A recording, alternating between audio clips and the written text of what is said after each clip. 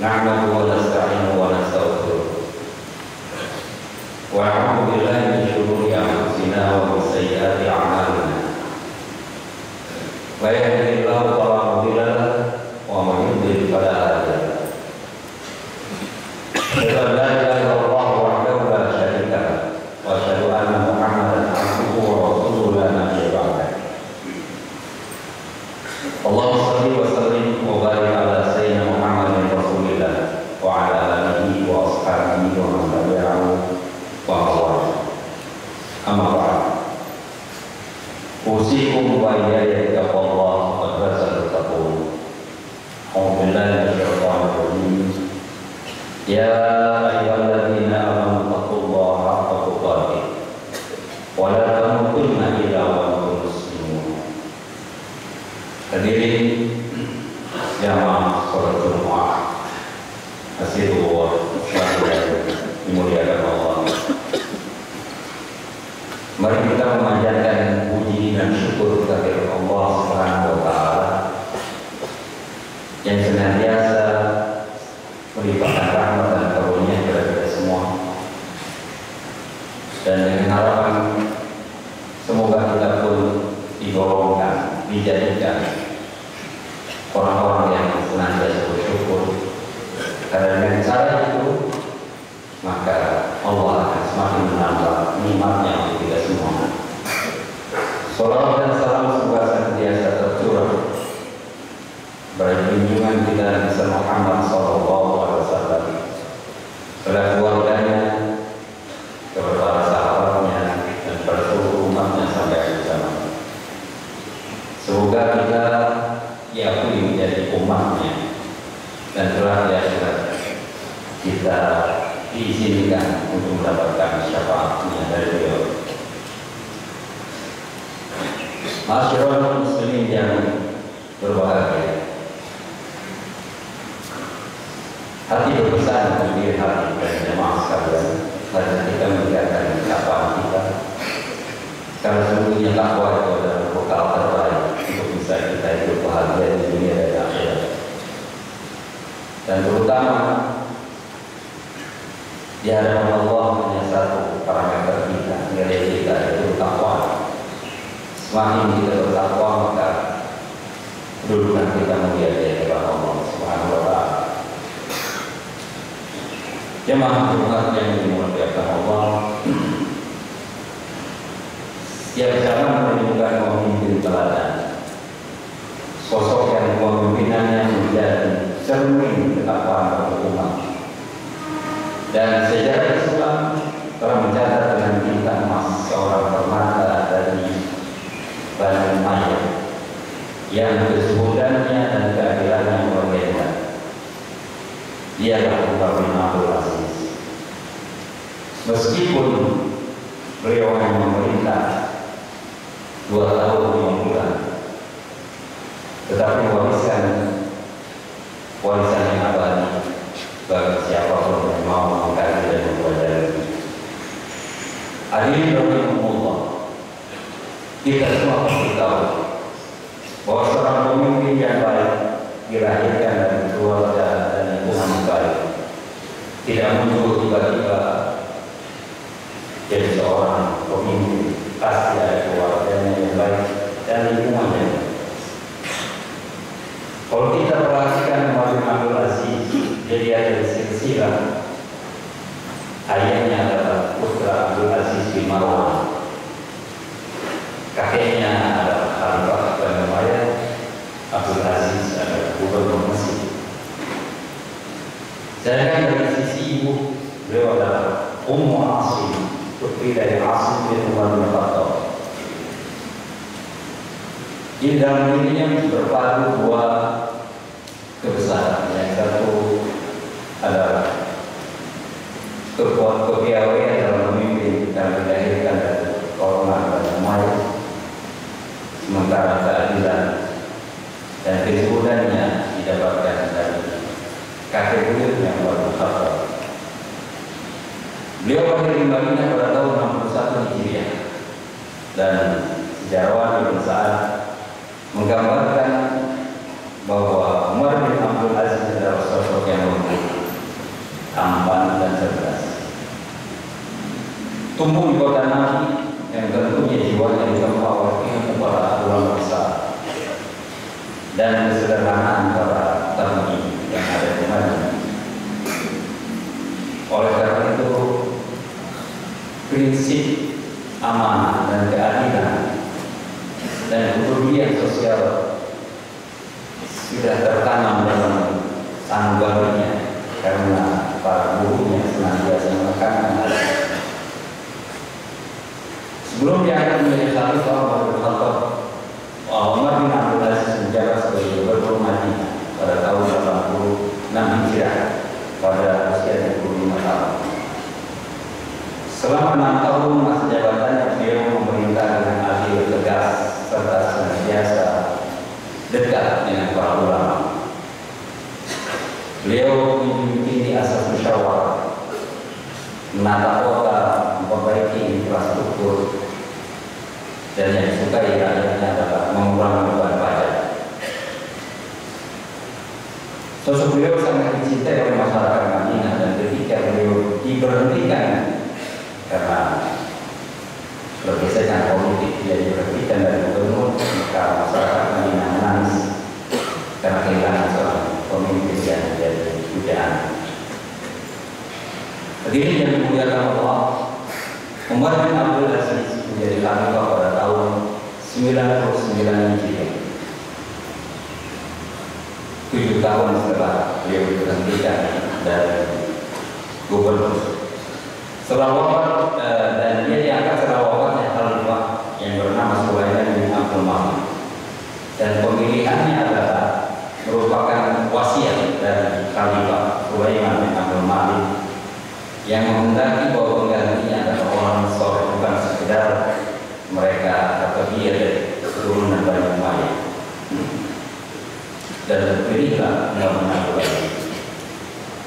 Yang perlu kita cermati, yang kita perlu teladani adalah Umar bin Abdul Aziz melihat kekuasaan itu bukan sebagai kemewahan, tetapi sebagai amanah dan beban tanggung jawab di hadapan Allah Subhanahu wa Ta'ala. Bahkan ketika dia dilantik menjadi khalifah, dia berpidato di hadapan masyarakatnya. Tidak ada orang yang sangat memerlukan doa melebihi aku. Tapi yang sangat khawatir kalau saja dia tidak amanah dan tidak menjalankan tugas yang baik. Salah satu yang diupayakan oleh beliau adalah mereformasi yang ada di lingkungan terdekatnya, ring satunya istana. Yang pertama adalah mengembalikan harta negara seperti tanah, hadiah, aset yang diambil secara tidak sah oleh keluarga istana yang dikembalikan kepada Baitul Mal dan kepada masyarakat yang pemilik sebelumnya. Bahkan satu bidang tanah yang pada masa Nabi menjadi milik Nabi karena menyediakan oleh tanah dari sebuah kerajaan, tetapi sejak Abu Bakar yang menjadi kekayaan Baitul Mal, dan pada Umar bin Abdul Aziz dikembalikan lagi kepada keturunan dari Nabi Muhammad SAW. Kemewahan istana dia ganti dengan kesederhanaan. Bahkan sebagian dari perabot rumah tangganya dia jual dan masukkan ke dalam Baitul Mal. Selain itu dia sangat memegang teguh keadilan ekonomi. Pajak-pajak yang memberatkan dan tidak sesuai dengan syariat dihapuskan. Keadilan ekonomi ditegakkan sedemikian rupa hingga para sejarawan mencari. Pada saat itu sangat sulit ditemukan orang yang mau menerima zakat karena telah tercukupi kehidupannya, padahal pajak yang diturunkan untuk kesejahteraan mudah. Yang lain adalah beliau memerintahkan kepada para gubernurnya untuk berdakwah secara damai, tidak boleh memaksa, dan harus membawa spirit Islam yang menyebarkan agama secara damai. Kemudian jasanya lagi adalah pertama kali yang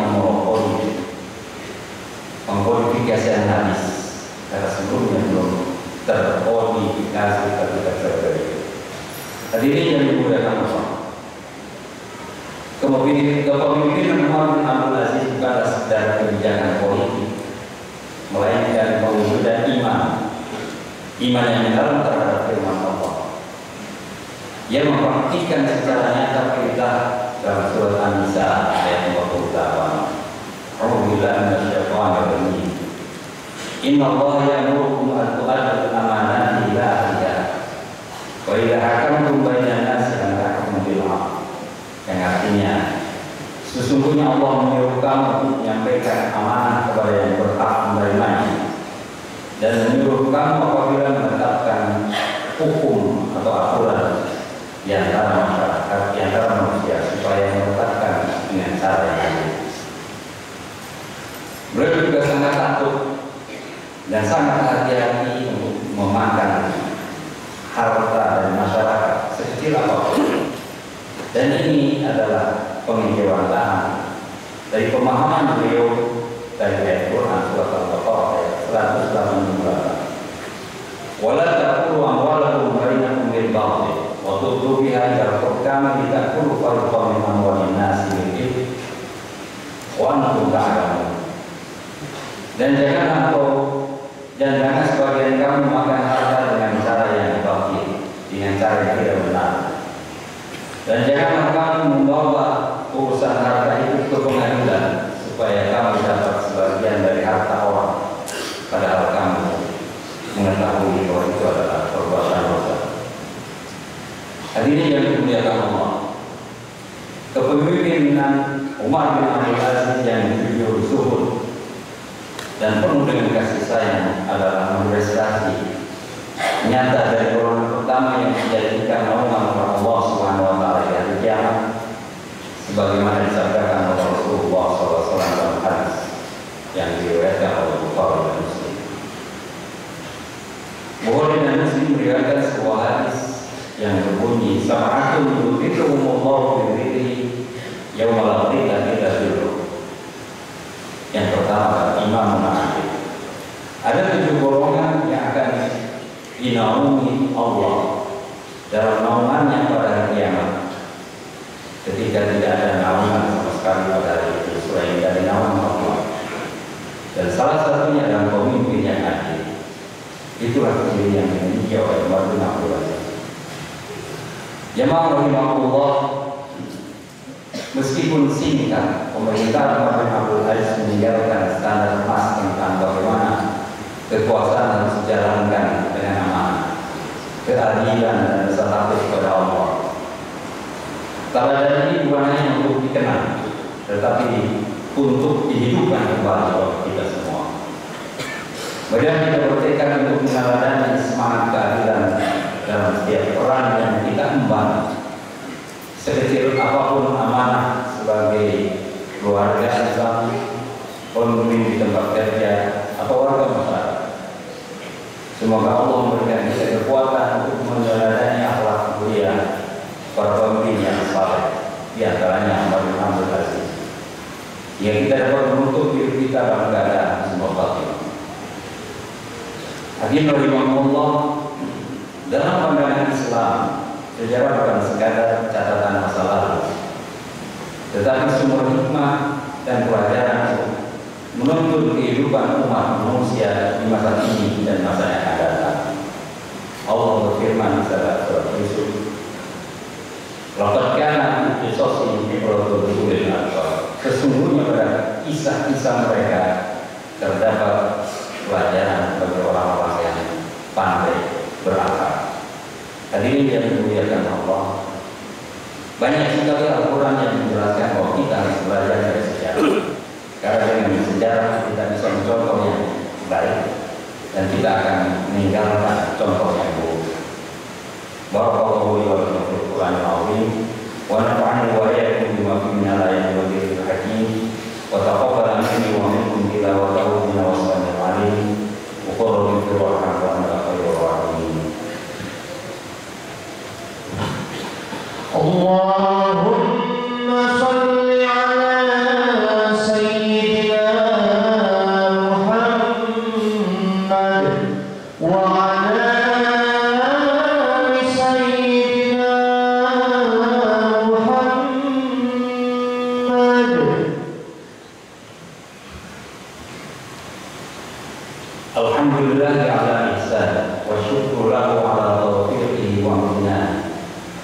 وأشهد أن لا إله إلا الله وحده لا شريك له تعظيما لشأنه وأشهد أن سيدنا محمدا عبده ورسوله أشرع إلى عباده اللهم صل وسلم وبارك على سيدنا محمد وعلى آله وأصحابه أجمعين أما بعد فيا أيها الناس اتقوا الله فيما أمر وانتهوا عما نهى عنه وزجر واعلموا أن الله أمركم بأمر بدأ فيه بنفسه وثنى من ملائكته المصدق القدسي قال تعالى أعوذ بالله من الشيطان الرجيم إن الله وملائكته يصلون على النبي يا أيها الذين آمنوا صلوا عليه وسلموا تسليما اللهم صل على سيدنا محمد وعلى آل سيدنا محمد وارض اللهم عن الخلفاء الراشدين سيدنا أبي بكر وعمر وعثمان وعلي وعن بقية الصحابة أجمعين والتابعين والتابعين لهم بإحسان إلى يوم الدين وارض عنا معهم برحمتك يا أرحم الراحمين